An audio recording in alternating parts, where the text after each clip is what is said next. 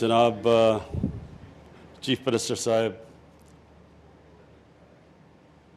Governor Pakhtunkhwa Shah Farman, ambassador نان رانگ Pervez Khattak, ministers, خواتین و حضرات،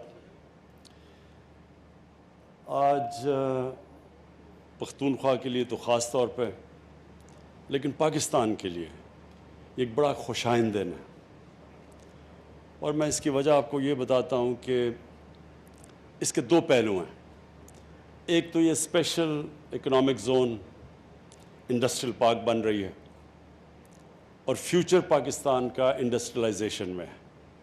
یعنی اگر ایک قوم کی دولت میں اضافہ ہونا ہے، ویلتھ کریشن ہونی ہے، تو وہ انڈسٹریلائزیشن کے بغیر نہیں ہو سکتی۔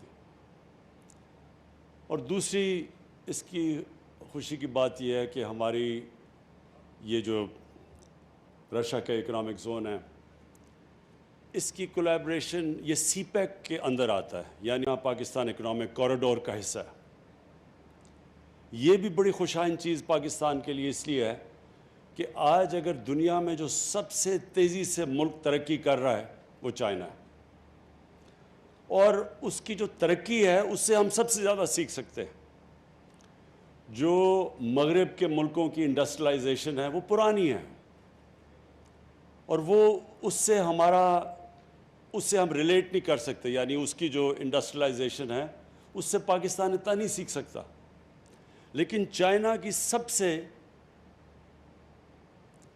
ریسنٹ یعنی جو انڈسٹریلائزیشن ہے وہ پچھلے 30-40 سال میں چائنا انڈسٹریلائز ہوا ہے، اور جس تیزی سے ہوا ہے اس سے ہم بہت کچھ سیکھ سکتے ہیں۔ میں رشا کے اکنامک زون کے لیے ایک چیف منسٹر صاحب آپ کو پہلے ایک وارننگ دے دوں۔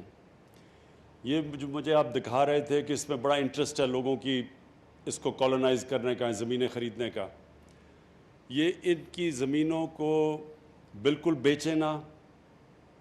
یہ تو بڑا اچھا ہو گیا کہ ہمارا سینچری سٹیل آ چکا ہے، چائنیز کی فرم، وہ تو آ گئی، لیکن ان کو لیز پہ رکھیں، اور لیز پہ کم پیسے پہ لیز کریں، کیونکہ جو بیچیں گے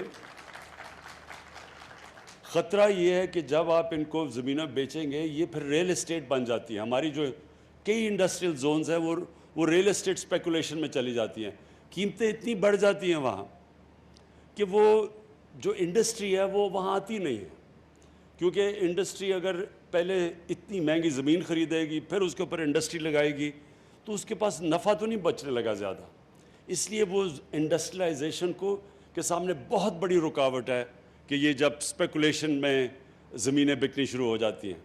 لہٰذا ان کو لیز پہ دیں، کیونکہ میں یہ چاہتا ہوں کہ صحیح معنی میں جو لوگ انڈسٹری لگانا چاہتے ہیں وہ یہاں آئیں، بجائے اس کے کہ لوگ جو پراپرٹی کا وہ جو سارا پاکستان میں اسپیکولیشن میں کام شروع ہو جاتا ہے، یعنی پراپرٹی کی قیمتیں بڑھتی جاتی ہیں صرف اسپیکولیشن پہ۔ دوسری چیز جو پاکستان کو سب سے زیادہ ضرورت ہے، ایکسپورٹ کے لیے انڈسٹری لگیں۔ ہمارا مسئلہ کیا رہا ہے آج تک؟ جب سے پچھلے 50 سال سے، اس سے پہلے پاکستان بڑی تیزی سے انڈسٹریلائز ہو رہا تھا، ہمارا مسئلہ یہ رہا کہ ہم نے ایکسپورٹس کے اوپر توجہ نہیں دی۔ اب جب تک آپ دوسری دنیا کو چیزیں زیادہ بیچیں گی نہیں، آپ کی دولت کیسے بڑھے گی؟ تو اگر آپ کی ایکسپورٹس نہیں بڑھتی تو ملک کی دولت تو نہیں بڑھنے لگی، اور صرف ہم اگر اپنی اناج بیچیں، گندم بیچیں، چینی بیچیں یا چاول بیچیں، اس سے تو پاکستان امیر نہیں ہونے لگا، ہماری جو اوسط آمدنی ہے اس سے تو اوپر نہیں جائے گی۔ تو چائنا سے جو ہم سیکھ سکتے ہیں، انہوں نے جو انڈسٹریلائز کیا، انہوں نے جو انڈسٹریلائزیشن تھی، انہوں نے خاص توجہ اپنی ایکسپورٹس پہ دی۔ ان کی جو اسپیشل زونز بنی انڈسٹری کی، وہ اس میں صرف شروع میں ایکسپورٹ کے لیے انہوں نے دنیا سے انڈسٹریز کو کہا کہ آ کے یہاں سے ایکسپورٹ کرو، اور ادھر سے ان کی ڈیولپمنٹ شروع ہوئی۔ ہم نے کبھی بھی ایکسپورٹس کے اوپر توجہ نہیں دی۔ تو یہ جو رشا کئی کی جو انڈسٹریل اسٹیٹ جو اسپیشل اکنامک زون بن رہی ہے، اور وہ بھی سی پیک کے نیچے، یہ ہمارے لیے ایک بہت بڑی اپرچونٹی ہے کہ جو آپ کی یہاں اتھارٹی بنے گی اس کے لیے بڑا ضروری ہے کہ پریفرنس دیں، اگر زیادہ لوگ آنا چاہیں ایکسپورٹ کی انڈسٹری کو پریفرنس دیں.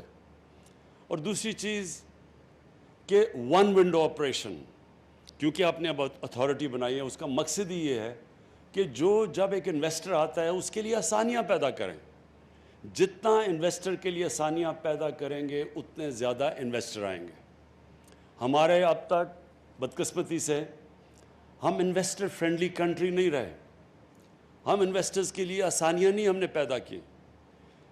سمپل یہ لاجک یہ ہے کہ ایک انسان، میں اگر اب میرے پاس پیسہ ہے اور میں کچھ کاروبار شروع کرنا چاہتا ہوں تو میں کاروبار تو تب شروع کروں گا اور اس میں سے مجھے نفع ملے گا.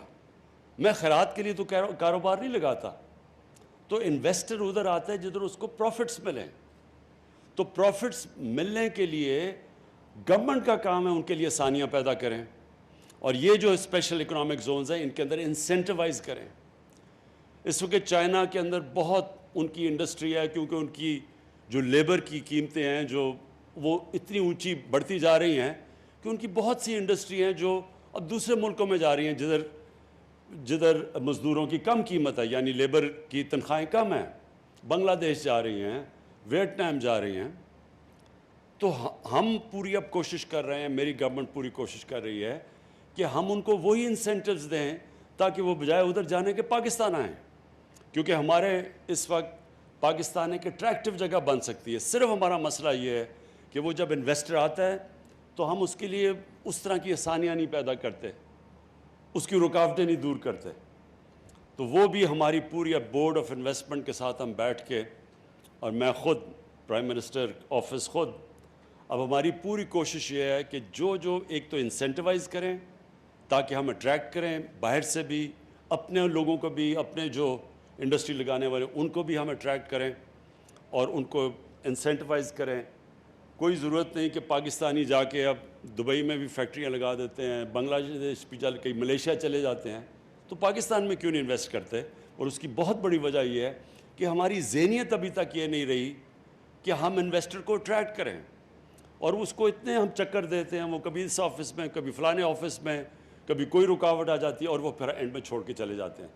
تو میری پوری کوشش یہ ہے کہ میری گورنمنٹ کی اب سوچ ایسی ہو کہ سب سے زیادہ بڑا وی آئی پی وہ ہے اس ملک میں جو نوکریاں پیدا کرتا ہے، جو ملک کی ایکسپورٹس بڑھاتا ہے، جو انڈسٹری سیٹ اپ کرتا ہے.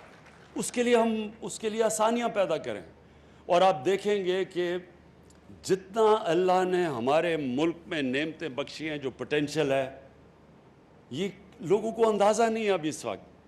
اب یہ دیکھیں کہ ہمارے جو حالات تھے آج سے 2.5 سال پہلے، پاکستان بینکرپٹ تھا. ہمارے پاس فورن ایکسچینج ریزروز میں اتنا پیسہ نہیں تھا کہ جو ہم نے قرضوں کی قسطیں دینی تھیں، جو ہم نے باہر کی لائبلٹیز تھیں، پیمنٹس کے لیے ہمارے پاس پیسہ نہیں تھا. اور بڑی مشکلوں سے ہم نے وہ وقت گزارا. ہمارے دوست ملک، جس میں سب سے پہلے چائنا، پھر سعودی عربیہ، پھر یو اے ای، یہ اگر ہمیں اس وقت فنڈ نہ کرتے تو پاکستان تو بینکرپٹ ہو گیا تھا. ہم ڈیفالٹ کر گئے تھے اپنے جو لائبلٹیز تھی. اور ڈیفالٹ کا مطلب یہ، تاکہ لوگوں کو سمجھ آ جائے، ڈیفالٹ کا مطلب یہ ہوتا ہے کہ آپ کا جو کرنسی ہے وہ گر جاتی ہے، کیونکہ اب باہر سے انفلوز بند ہو جاتی ہیں، ڈالرز آنے کم ہو جاتے ہیں. اور جب روپیہ گرتا ہے تو جس طرح ہم نے دیکھا ساری چیزیں مہنگی ہو جاتی ہیں ملک میں. ساری امپورٹس، جو بھی بجلی، تیل، پٹرول، دالیں، گھی، یہ سب مہنگا ہو جاتا ہے. تو ملک میں غربت پیدا ہو جاتی ہے. تو اللہ کا بڑا کرم ہے کہ وہ بڑے مشکل وقت سے ہم نکلے. اس کے بعد ہم نے اپنی اکانومی کو سٹیبلائز کیا اور لوگوں کو بڑی دشواریوں کا سامنا کرنا پڑا. عوام کے لیے، گورنمنٹ کے لیے وہ آسان ٹائم نہیں تھا. میں سمجھتا ہوں کہ میری زندگی کا وہ سب سے مشکل ٹائم تھا، وہ جو ہم نے 1.5 سال گزارے. پھر جیسے ہی اس سے نکل رہے تھے کرونا آ گیا. اور کرونا کا آپ دنیا میں دیکھیں کہ جدھر کرونا نے دنیا میں تباہی مچائی ہے، ہمیں تو ہاتھ اٹھا کے اللہ سے شکر ادا کرنا چاہیے کہ ہمارے ملک کو جس طرح ہم نکلیں کرونا سے، شاید ہی دنیا میں 3-4 ملک ہیں کہ جو پہلے ہی مشکل حالات میں تھے، اس کے باوجود کرونا سے جس طرح وہ نکلیں. اللہ نے کرم کیا، ہماری پالیسیز تھیں، NCOC کو میں خاص طور پہ وہ ہمارا تھنک ٹینک بیٹھا ہوا تھا، ہر روز جائزہ لیتا تھا، لیکن ہم نے سب سے بڑا فیصلہ یہ کیا کہ ہم نے بڑی جلدی فیصلہ کیا کہ ہم نے لاک ڈاؤن نہیں لگانا، کیونکہ لاک ڈاؤن سے غربت پیدا ہوتی ہے، غریب کچلا جاتا ہے، امیر ملکوں میں بھی غریب لاک ڈاؤن سے کچلے گئے ہیں، تو ہمارا ملک تو پہلی مشکل حالات میں تھا۔ اگر ہم جو ایک وقت پہ بہت بڑا پریشر ڈال رہے تھے کہ جی لاک ڈاؤن لگا دو، کہ FIR کاٹو کہ عمران خان کی وجہ سے لوگ مر رہے ہیں، وہ اگر پریشر میں آ کے لاک ڈاؤن لگا دیتا تو ہمارا وہ حال ہونا تھا جو آج ہندوستان کا حال ہے، کہ نہ کرونا سے بچنا تھا، کیونکہ غریب لوگوں کو، آپ بھوکے لوگوں کو تو آپ لاک ڈاؤن نہیں کر سکتے۔ آپ آدمی کو کہیں گے جی ہم آپ کو اس لیے بند کیا ہوا ہے کیونکہ بیماری نہ لگ جائے، لیکن وہ بھوک سے مر رہا ہے، وہ کتنی دیر اندر کمرے میں اپنے 4-5 بچوں سے اور فیملی سے بند رہے گا؟ وہ ہو ہی نہیں سکتا۔ ہندوستان میں انہوں نے کوشش کی، وہ نہیں ہوئی، تو کیسز بھی بڑھتے گئے، غربت بھی بڑھتی گئی۔ تو ہم نے جب فیصلہ کیا، اپنے لوگوں کو غربت سے بھی بچایا، اکانومی ہم نے بڑی جلدی کھول دی، کنسٹرکشن بڑی جلدی کھول دی، ہم نے اپنے ایگریکلچر کو بالکل روکا نہیں، اور ساتھ ساتھ ہم نے وہ جو سلیکٹیو جس کو کہتے ہیں سمارٹ لاک ڈاؤن، اس سے اپنے لوگوں کو بھی بچا لیا۔ اور آج اللہ کا کرم ہے کہ ہمارے سارے مخالف خود حیران پھر رہے ہیں کہ یہ ہوا کیا ہے کہ ایک دم تقریباً 4% گروتھ ریٹ پاکستان کی جو ابھی نظر آئی ہے، وہ سب کو، کیونکہ انہوں نے پہلے تو اتنی تنقید کی تھی کہ ملک تباہ ہو گیا، تو وہ سارے حیران بیٹھے ہیں، وہ کہتے ہیں جی جھوٹ بول رہے ہیں، یہ 4% گروتھ ریٹ ہی نہیں ہے۔ تو میں ان کو یہ کہتا ہوں کہ میں وہ کیپٹن تھا جو نیوٹرل امپائر لے کے آیا تھا، ہم دھاندلی سے جیتنے والے نہیں ہیں، ہم نیوٹرل امپائر سے جیتنے والے ہیں انشاءاللہ۔ یہ ایک بڑی خوشائن چیز ہے، ملک اب اس راستے پہ نکل گیا کہ آپ دیکھیں گے کہ ہماری انڈسٹری بھی بڑی تیزی، لارج اسکیل مینوفیکچرنگ تیزی سے گرو کر رہی ہے۔ یہ سب سے بڑی انڈیکیٹر ہوتا ہے کہ ملک اب آگے، ملک کی دولت بڑھ رہی ہے۔ ہماری جو ایگریکلچر ہے اس کے اندر تاریخ بنی ہے، کیونکہ ہم نے کیا کیا کہ ہم نے جو سب سے بڑا فیصلہ کیا کہ جو ہمارے کسان تھے، ہم نے ان کو کہا کہ جو یہ شوگر ملز یہ ایک سال تک پیسے نہیں دیتی تھی جو کاشتکاروں کو، اور پھر یہ جو ان کو پرائس بھی ہوتا تھا، اگر 180 روپیہ پرائس فکس کیا گیا گنے کا، تو وہ 180 بھی نہیں دیتی تھی، وہ ایک ورڈ یوز کرتے ہیں کٹوتی ہوتی تھی بیچ میں سے، وہ 120 پہ ان کو کیش پہ فارغ کر دیتے تھے۔ ہماری گورنمنٹ نے ان کو کہا کہ آپ نے فوری طور پہ پیسہ بھی دینا ہے اور پوری قیمت دینی ہے۔ اس قیمت سے اور جلدی پیسے ملنے سے جو پیسہ گیا کسانوں کے پاس، انہوں نے اپنی زمینوں پہ لگایا۔ اس باری ریکارڈ پیداوار چاول کی، مکئی کی، گندم کی، گنے کی ریکارڈ پیداوار ہوئی ہے، تو ریکارڈ پیداوار اور پیسے بھی ریکارڈ ملے ہیں ان کو، اس کی وجہ سے خوشحالی آئی ہے۔ سارے دیہاتوں کے اندر ٹریکٹرز کی ریکارڈ سیل ہوئی ہے، موٹر سائیکلوں کی سیل ہوئی ہے، گاڑیوں کی سیلز ہوئی ہیں، فرٹیلائزر یعنی کھادوں کی سیل ریکارڈ ہوئی ہے۔ اس سے ہوا کیا ہے کہ سارے ملک کی اکانومی اٹھنی شروع ہو گئی ہے، اور ساتھ انڈسٹری بھی چل پڑی ہے۔ تو آگے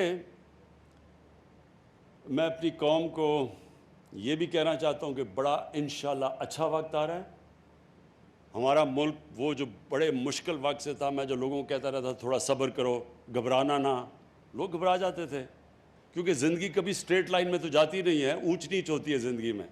تو جب نیچ آتی ہے زندگی میں تو انسان کو صبر کرنا چاہیے۔ قرآن میں اللہ نے کہا ہے کہ جو انسان کی سب سے اچھی صفت اللہ کو پسند ہے، مشکل وقت میں صبر کرنا، وہ کرتا ہے جس پہ اللہ کے ایمان ہوتا ہے۔ اور پھر قرآن کی آیت ہے کہ ہر مشکل کے بعد میں آسانی پیدا کرتا ہوں، لیکن یہ ایمان والے لوگوں کے لیے۔ اور اللہ کا کرم ہے کہ اب ہمارے لیے جو بہت مشکل وقت تھا وہ نکل گیا۔ جو میں اپنی قوم کو آگاہ کرنا چاہتا ہوں، جو اب خطرہ ہے ایک، وہ خطرہ یہ ہے کہ جیسے جیسے اب ہماری اکانومی بڑھتی جا رہی ہے، پریشر اب پڑے گا ہمارے کرنٹ اکاؤنٹ کے اوپر۔ کرنٹ اکاؤنٹ کا مطلب ہوتا ہے کہ ڈالر ملک میں کتنے آ رہے ہیں اور ڈالر ملک سے باہر کتنے جا رہے ہیں۔ ابھی تک جو پچھلے 8-10 مہینے میں ہمارا کرنٹ اکاؤنٹ، جو جب ہمیں ملی تھی گورنمنٹ 2.5 سال پہلے، 20 ارب ڈالر کا خسارہ تھا۔ پاکستان کی تاریخ کا سب سے بڑا خسارہ ہمیں ملا تھا۔ اب पिछले 10 महीने से जो हमारा करंट अकाउंट है वो सरप्लस पे है। तो हमारे मुल्क में ज़्यादा डॉलर्स आ रहे हैं बनिस्बत बाहर जाने की, जिसकी वजह से हमारा रुपया, ये भी पाकिस्तान में तारीख पे बड़ा कम हुआ कि पिछले कितने महीने में हमारा रुपया मजबूत होता गया है। और हम कोई मार्केट के अंदर हमने पैसे नहीं, डॉलर नहीं फेंके, खुद ही मार्केट फोर्सेस से मजबूत होता गया है। इसका मतलब हमारे रिजर्व्स बढ़ते गए हैं। तो मुल्क इस वक्त ठीक जगह पे खड़ा है।